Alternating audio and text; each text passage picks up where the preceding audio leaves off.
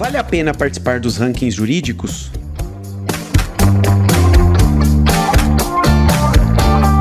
Eu sou Leandro Ramos e este é o Juridicast, o seu podcast de marketing jurídico. Nesse episódio, eu tenho o prazer de receber o André Portalegre, jornalista e especializado em gestão legal. André, seja muito bem-vindo ao Juridicast. Obrigado, Leandro. Obrigado pelo convite. Parabéns pela iniciativa. Uma honra estar aqui conversando contigo. Prazer é meu, André. E pra gente já entrar no tema, algo que permeia o mundo dos advogados são os rankings jurídicos, né? Na prática, qual é a real importância desses rankings que elegem os melhores escritórios ou ainda que define quem são os profissionais mais admirados do direito? Olha, Leandro, a importância dos rankings é aquela que os próprios profissionais e os próprios escritórios quiserem dar. Não há relevância nos rankings por eles mesmos, né? Há necessidade do reconhecimento do mercado sobre a importância da lista. E esse caráter, especificamente, só pode ser conferido pelos listados, que por meio da comunicação difundem essa seleção, essa escolha, como um diferencial relevante. Se nenhum advogado ou escritório divulgar a sua presença em um ranking, esse não terá importância nenhuma, né? Sim. Então,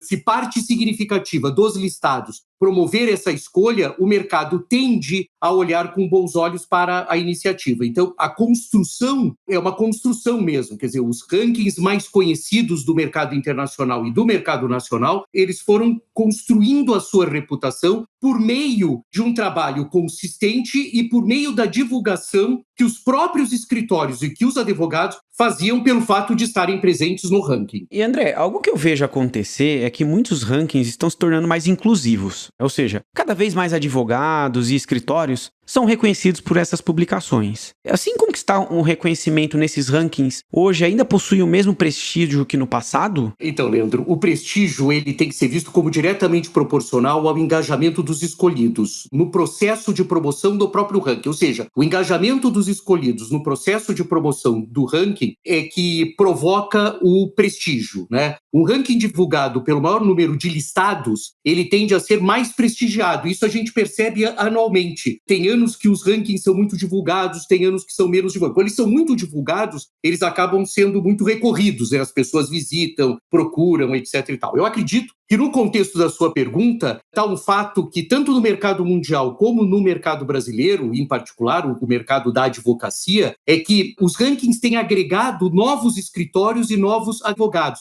ampliando a presença de placas e nomes, que até então eram desconhecidos. Isso provoca, Leandro, muitas vezes uma certa resistência natural, que reflete no que você chama de prestígio do prêmio, mas que, na realidade, diz respeito a uma ampliação e, teoricamente, a uma resistência dos advogados e escritórios mais antigos e tradicionais em dividir determinados espaços com novas propostas, né? Então, a maneira mais fácil, digamos assim, de estar confrontando esse tipo de situação, onde existem novos players, é, em alguns momentos, desqualificar os rankings. Mas isso diz respeito a uma ampliação absolutamente natural da capacidade e a existência, efetivamente, Leandro, de novos players fazendo a diferença, tanto no mercado brasileiro como no mercado internacional. Ou seja, à medida que os rankings vão ficando mais inclusivos, né, mais escritórios e advogados vão ganhando reconhecimento, e aqueles que já tinham reconhecimento passado, às vezes pode se sentir, vou usar essa palavra, não sei se é essa, mas um tanto quanto enciumados, né? E acaba liberando oportunidade para surgimento de novos rankings, talvez rankings mais restritos, correto? É isso mesmo. E tem uma questão, Leandro, que faz parte da característica da própria listagem, é que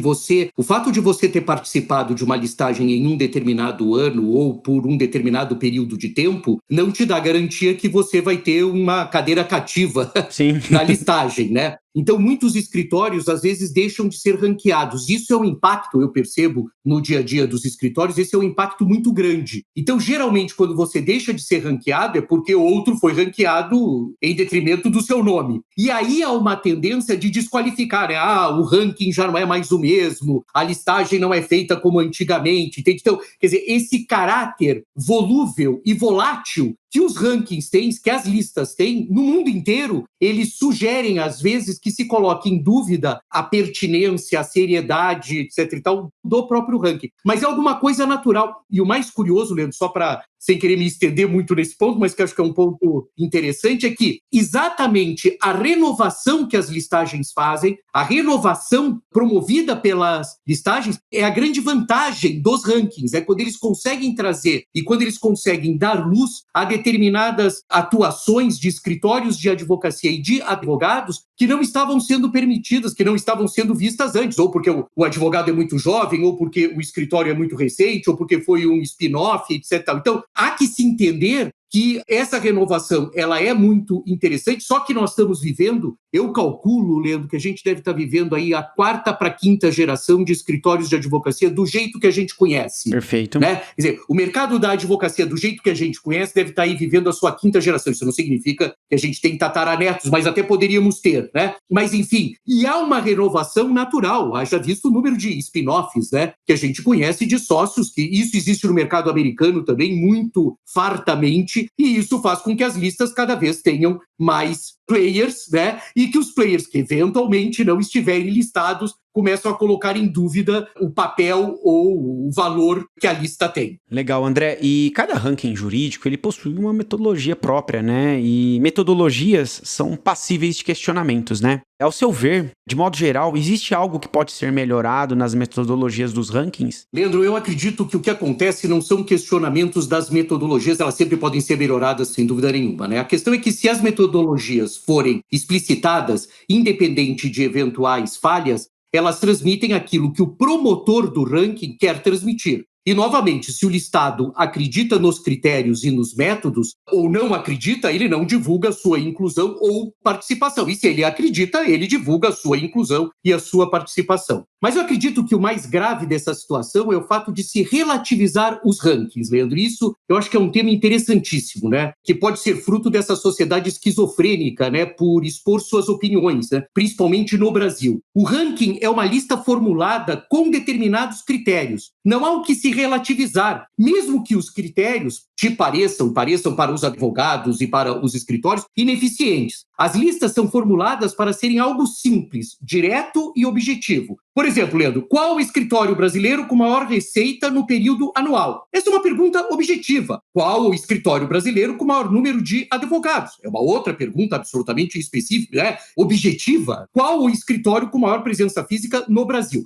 Todos esses são critérios onde não cabe relativização. O fato, Leandro, é que o mercado da advocacia nacional é mimado. Os advogados, eles são mimados. E eles trabalham muito mal com os critérios objetivos, porque eles provocam uma, digamos assim, uma desproporção na aparente falsa ideia de equidade entre os escritórios, que sentem a necessidade de serem absolutamente iguais. Tanto eu como você conseguiríamos responder as 3 perguntas que eu formulei anteriormente. Seja por sensibilidade, né? Ou porque a gente tem algumas informações que no mercado brasileiro nunca foram objetivadas e provocam, então, esse processo de relativização dos rankings, que tende, Leandro, a respingar no prestígio das próprias listas. Só para a gente ter uma ideia, o principal ranking brasileiro, para fugir do estigma da objetividade, ele utiliza como critério a admiração que os contratantes têm pelos seus prestadores de serviços jurídicos, advogados e escritórios. Ora, Leandro, a admiração é um estado emocional. Portanto, esse artifício atende a 2 premissas que fazem o gosto da advocacia nacional, né? Que é um culto da relativização, né?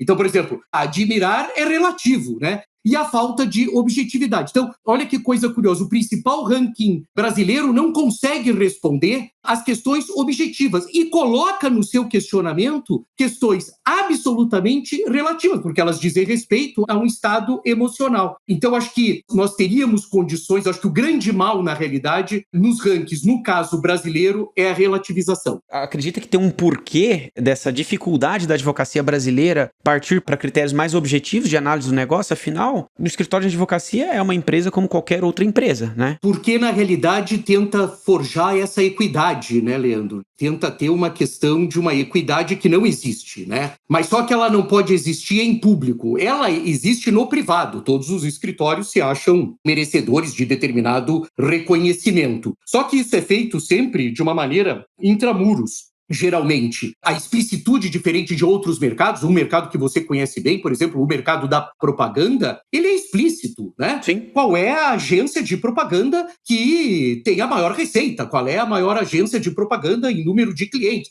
Qual é a maior agência de propaganda em número de funcionários, em número de clientes? Enfim, você tem questões objetivas, elas são explicitadas. E na advocacia se tem essa dificuldade de se explicitar. Então, o ranking, ele foge, que seria ótimo, né, Leandro? Quer dizer, se a gente tivesse rankings objetivos, seria ótimo. Quer dizer, qual é a maior receita de um escritório? É tanto. Pronto, é esse aqui, é a maior receita. Pronto, tá. Está dado. É uma empresa como outra qualquer, né? Paga os impostos, né?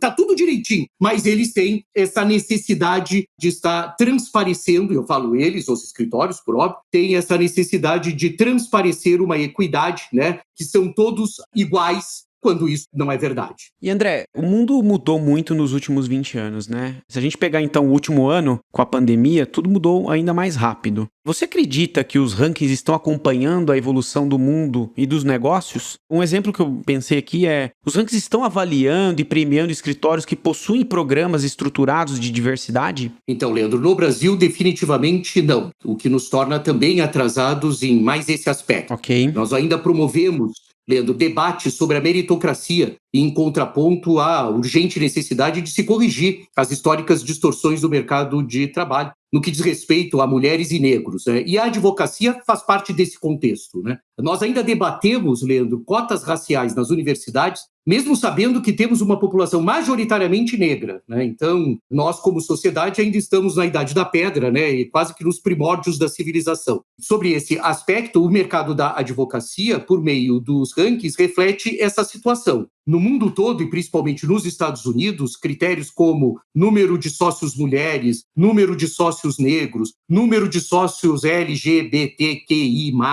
o número de trabalhos pro bonos, e até, Leandro, um critério que eu acho ótimo, que é o mérito das causas defendidas por escritórios para empresas que não respeitam o meio ambiente, todos esses já são critérios de avaliação dos escritórios. Quer dizer, nós estamos também, então, na pré-história das avaliações e dos critérios, quando a gente ainda coloca como, volto a dizer, o principal ranking brasileiro, com todos os méritos que tem, porque tem mesmo, ainda pergunta qual é o escritório e o advogado mais admirado. Então, nós estamos efetivamente muito atrás, né? Eu costumo dizer que não é que o futuro da advocacia está distante, né? É que a advocacia nacional se distanciou, na verdade, do presente, né? Nós estamos distantes do presente. Só para você ter uma ideia, Leandro, aquele texto que até a gente comentava antes de começar a gravação, que você comentou, que leu, que eu escrevi, que falava sobre rankings, né? Mesmo sendo no LinkedIn, que é uma rede social absolutamente corporativa, eu tive haters, eu tive advogados haters. Eu tive comentários que depois foram apagados de advogados valorizando ainda hoje a questão da meritocracia e tirando a necessidade de nós estabelecermos critérios como, de novo, número de mulheres que são sócias, número de negros sócios e assim sucessivamente. Então você vê que é tão forte isso que um artigo no LinkedIn que falava, na realidade, sobre um contexto internacional, né? A brincadeira era que, ao serem avaliados na Inglaterra, os escritórios que melhor se saíram sob esses critérios eram escritórios americanos. Então havia uma comparação de como os ingleses ainda são resistentes também a assumir determinadas posturas. Pois esse artigo, que tratava de uma questão internacional, teve haters entre advogados que fizeram comentários, apagados depois, contrários a isso e glorificando a meritocracia. Realmente causa espanto, né? Pelo menos a mim. E André, você está mencionando que aqui no Brasil ainda a gente tem um longo caminho a percorrer, mas ao mesmo tempo, muitos escritórios nacionais participam de rankings internacionais que acabam pesquisando o mercado brasileiro, né? Como, por exemplo, a Chambers, Leaders League, né? E esses critérios que estão sendo praticados lá acabam sendo refletidos, né? Quando esses rankings pesquisam os escritórios brasileiros. E aí, o que você acha de escritórios que adotam determinadas práticas ou apoiam certas causas apenas para melhorar posicionamento nesses rankings? Esse tipo de estratégia é sustentável? Isso ocorre, né? Antes de mais nada. Eu acredito que sim, e vou te ser muito sincero, Leandro. Para mim, se a causa é boa, a motivação para adotá-la perde relevância, né? Então, assim, se é uma causa boa,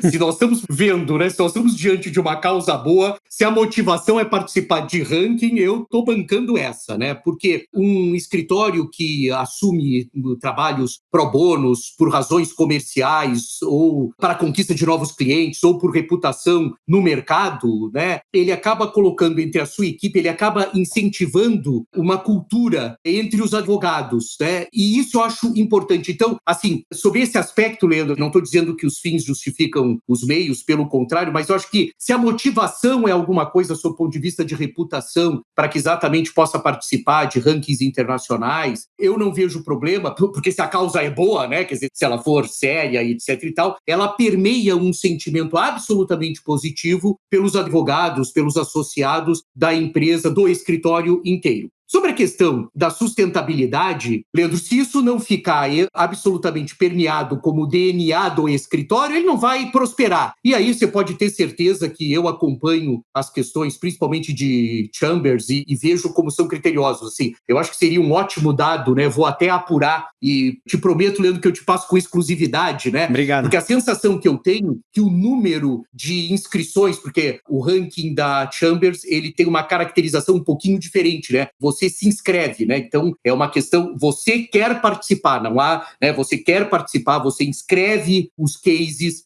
você cita os clientes, você tem essa proatividade, né? E a sensação que eu tenho, Leandro, sendo bem sincero, é que é tão criterioso que há um número expressivo de escritórios brasileiros que se inscrevem e há um número reduzido de escritórios, aqueles que a gente vê no final das contas, é uma parcela bem menor do que os escritórios que se inscrevem. Mas se eles estão fazendo isso, quer dizer, se sentem confortáveis para isso e se estão tomando determinadas atitudes para se sentirem merecedores da avaliação da Chambers, eu não vejo problema mesmo. Maravilha. E André, uma outra vertente que vejo sobre a discussão de rankings jurídicos é que muitos dizem que eles são um importante alimento para o ego dos advogados. Afinal, o quanto um cliente considera esse tipo de premiação antes de contratar um escritório? Eu sou frequentemente questionado, Leandro, sobre o que leva um cliente a escolher um escritório de advocacia, né? Ok. E eu estou absolutamente convencido que os sócios precisam primeiro aceitar e depois entender que a contratação é uma consequência de um conjunto de ações multiplataformas, né, que compõem o que eu chamo de camadas de conhecimento, né, que proporcionam a identificação, primeiro, de um posicionamento, né, os escritórios precisam se preocupar, você conhece isso melhor do que eu, de um posicionamento, por meio de diferenciais relevantes. Essa é uma outra grande dificuldade que os escritórios brasileiros têm, eles não conseguem identificar diferenciais relevantes, né, que eventualmente provocam uma aproximação por parte do contratante, né, que pode culminar com uma solicitação de uma proposta de trabalho e, por último, a contratação do escritório. Então, observe que a contratação é a última etapa. Então, não é possível começar por ela, né? Quer dizer, como é que eu faço para ser contratado? É um caminho. A contratação é a última etapa, né? Não há trabalho de comunicação e marketing que subverta essa ordem. Então, a presença nas listas e em rankings são elementos que compõem isso que eu chamo de storytelling, né? Essa história que os escritórios de advocacia podem contar. E é nessa dimensão que os rankings e que as listas têm importância, né? Sobre a vaidade, Leandro, para ser bem sincero, eu acredito que qualquer profissional, todos nós, né, gostamos de ser reconhecidos por aquilo que fazemos, né? Então, se há um pouco é absolutamente legítimo isso, né? Então, eu acho que esse é um sentimento humano, né? É muito bom ser reconhecido e, por ser humano, me parece ser justo que a gente também alimente o ego. Se essa for a motivação de estar presente em um ranking, de estar disputando isso, eu não vejo problema nenhum. Agora, definitivamente, o ranking é um dos elementos que pode estar contribuindo com a construção dessa percepção absolutamente positiva, com esse storytelling que culmina no final da história, numa eventual contratação. Excelente, André. E qual a sua opinião sobre os rankings que praticam o modelo pay to play, né? Ou seja, em que preciso pagar para participar de alguma forma da premiação? Então, esses rankings, eles têm formas muito objetivas de atuação, Leandro. Então, essa também é um outro detalhe, né? De novo, eu vou usar uma palavra que eu usei, acho que na primeira pergunta. A explicitude é o melhor caminho, né? Quer dizer, esses rankings costumam ser muito explícitos naquilo que estão propondo, né? Então, os escritórios que optam estrategicamente por incluir os seus nomes nessas listas, eles o fazem, de novo, de maneira voluntariosa, né? Eu já vivenciei como é que esses rankings abordam, né? Eles geralmente abordam via uma correspondência, há uma tendência dessa correspondência vir imediatamente posterior à participação do escritório ou do sócio de um escritório de advocacia de um evento. Isso ocorre com muita frequência com aqueles escritórios e advogados que participam de eventos internacionais, né? E nessas correspondências, eles listam todos os motivos que levaram a organização desse ranking a selecionar o escritório, e já falam, inclusive, que o escritório está selecionado, né? Na maioria das vezes, eles trabalham com uma outra terminologia que eu traria para a nossa conversa aqui, Leandro, que é a notoriedade, né? Então, eles colocam um pouco a questão da notoriedade. Na sequência dessas próprias correspondências, há uma explanação sobre a publicação, porque eles ainda tangibilizam isso, né? Quer dizer, pode estar tanto via digital como via uma revista, uma publicação, etc. e tal. E fazem uma proposta comercial. Portanto, Leandro, é um modelo comercial absolutamente explícito, né? E cabe ao escritório decidir se quer participar ou não. Você percebe, Leandro, que eu evito fazer juízo sobre esse tipo de atuação, sim, porque eu acredito que é mais importante que o caráter da lista, seja por voto, seja por inscrição, ou seja por adesão, os 3 formatos, né? O formato da análise 500 é por voto, né? Você tem uma votação, é explícito que é por voto. Ninguém tá lá, é voto. O formato da Chambers é por inscrição, né? Você se inscreve, é explícito também, né?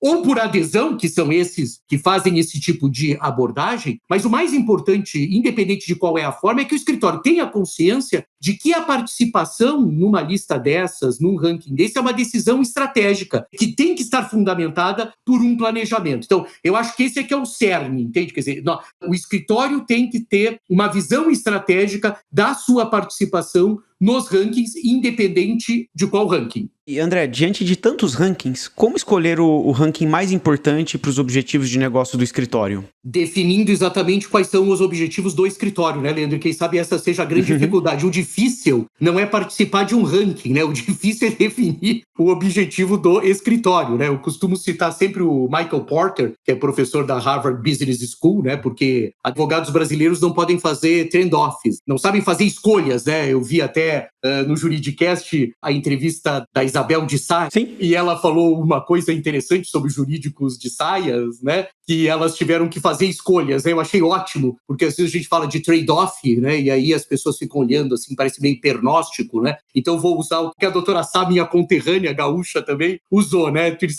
Há necessidade de fazer escolhas, né? E a questão de definir objetivos do escritório é uma questão de escolhas. A questão é que os advogados e os sócios têm muita dificuldade sobre isso. Então, mais importante do que escolher qual é o ranking, é o planejamento estratégico da banca de advogados. A partir dessa definição, que pode ser revisada, viu, Leandro, anualmente, quer dizer, ela tem uma dinâmica, né? Você consegue selecionar quais as listas que podem contribuir para o implemento do planejamento. Então, veja bem, a listagem está a serviço do escritório, né? Por isso é que se ela vai alimentar os egos, etc e tal, eu não vejo problema nenhum, pode alimentar o ego que quiser. A questão é que a participação em listas, ela tem que estar a serviço do escritório. Eu conheço muitos escritórios, Leandro, que me questionam do porquê que não estão na lista da análise 500, por exemplo. E eu costumo responder com uma outra pergunta, né? Que é o que eles fizeram para estar lá, né? Porque se não fez nada, não vai estar. A presença em rankings é uma atitude voluntariosa dos escritórios. Não é um direito adquirido pela excelência dos trabalhos, tampouco é um direito hereditário pela reputação da placa. Por mais que neguem, os escritórios listados trabalharam para serem listados. Eles negam, Leandro, mas nenhuma presença em ranking se dá por inércia. Não existe isso, entende? Então, eu não fiz nada na vida, porque geralmente tem um arzinho blasé nessa história também quando se fala de ranking. Não fiz nada e apareci. Não, fez um conjunto de atividades que deveriam estar a serviço do escritório como um todo, da banca, da sociedade de advogados como um todo, e por isso é que você está lá. Por isso é que causa grande desconforto quando não está. E o que é importante nisso, de novo, só repetir, é o seguinte: não é pela excelência dos trabalhos, somente. E também não é um direito hereditário, né? Eu entrei a primeira vez, como é que não estou aqui? Aí, geralmente, a culpa é do ranking, né? O ranking mudou, né? Que é que nem a imprensa, né? É a culpada de tudo, né? Isso não existe. Não é inercial. A presença em um ranking, Leandro, definitivamente, ela não é inercial. Ela é voluntariosa naqueles sob a inscrição, sem dúvida nenhuma, aí não tem nem como se discutir, mas naqueles onde há o voto também, ela é um trabalho estratégico. Então, eu acho que isso é interessante da gente estar pontuando. André, o nosso episódio vai caminhando para o final e, como última pergunta, você poderia citar para o nosso ouvinte alguns rankings que todo escritório deveria desejar ser reconhecido? Bom, eu vou começar aqui primeiro pelos nacionais, né? Eu acho que nós temos trabalhos, Leandro, muito consistentes, tá certo? Tá bem. E eles são passíveis de críticas, eventualmente, de ressalvas, eventualmente, exatamente pela sua consistência. Né? Eu acho que a Análise 500 da Silvana, que já participou do Juridicast também, numa entrevista sensacional, eu acho um trabalho muito interessante, muito consistente, muito sério, feito por colegas meus, né, jornalistas, e eu admiro muito. Eu acho que é muito bom estar presente no Análise 500. Né? Se eu fosse advogado, gostaria muito de estar listado. Né? O Leaders League, que também já foi tema de uma entrevista do François, né, que cuida, acho que, do capítulo brasileiro aqui no Juridicast, Sim. Também é até com outros critérios, até completamente diferentes do que é a Análise 500, também acho um ranking, uma listagem muito respeitada. Né? A Chambers, que nós já colocamos aqui, existem inclusive profissionais hoje no mercado brasileiro especializados, alguns advogados são especializados em como inscrever os cases, quer dizer, orientam os escritórios a como terem sucesso na apresentação dos seus cases. Né? Eu acho que o Legal 500 Latam também é uma boa referência. Né? Então, eu diria, em que pese a existência de outros, mas eu diria que eu acho que esses atendem. Eu me sentiria muito bem de estar presente, se advogado fosse, né? Que a minha banca estivesse presente num desses, e acho que eles contribuem com qualquer planejamento estratégico que se queira desenvolver. No âmbito internacional, Leandro, só para a gente tem que aproximar um pouco o mercado brasileiro da advocacia, um pouco dessa realidade internacional. Né? Eu acho que os advogados gostam tanto de fazer LLM fora do Brasil, que poderiam olhar para a gestão legal também, né? Para o legal management também de fora do Brasil. Então, eu acho que essa é uma coisa interessante. As listagens da plataforma American Law são interessantíssimas, elas têm esse caráter, que nem aquele que a gente falou no começo do programa, né? Esse caráter objetivo, né? Qual é o escritório com o maior número de advogados? É o Dentons, tá certo? Ele tem 10 mil advogados. Ah, mas ele não é bom, não me interessa, é o maior advogado. Me diz quem é que tem 10 mil advogados no mundo, é esse, né? Qual é a maior receita de escritórios de advocacia? É o Kirkland, que tem o quê? É 4 bi. É 4 bi de dólares. Alguém vai discutir com um escritório de 4? Então não vai discutir com um escritório que tem 4 bi de dólares. Então acho que essa plataforma é uma plataforma interessante. Acho que o ranking, o Vault, que trabalha sobre reputação dos escritórios, é um ranking que vem crescendo. Ele tem uma metodologia toda própria para isso, trabalha sobre reputação, é uma excelente referência. E eu acho que um outro também interessantíssimo é o Innovative Lawyer, que é promovido pelo Financial Times com uma participação da RSG, que é uma consultoria especializada em escritórios de advocacia, de uma jornalista também, que é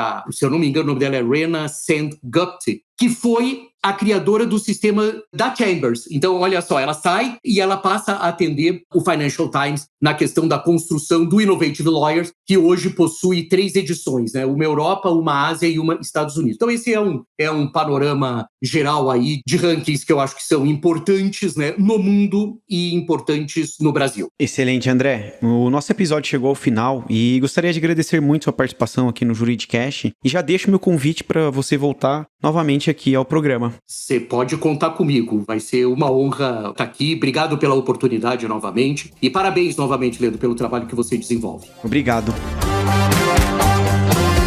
Gostou desse podcast? Então compartilhe o episódio nas redes sociais e acompanhe o Juridicast, produzido pela agência Javali, especialista em marketing jurídico. Um grande abraço e até a próxima quarta-feira, às 7 horas da manhã.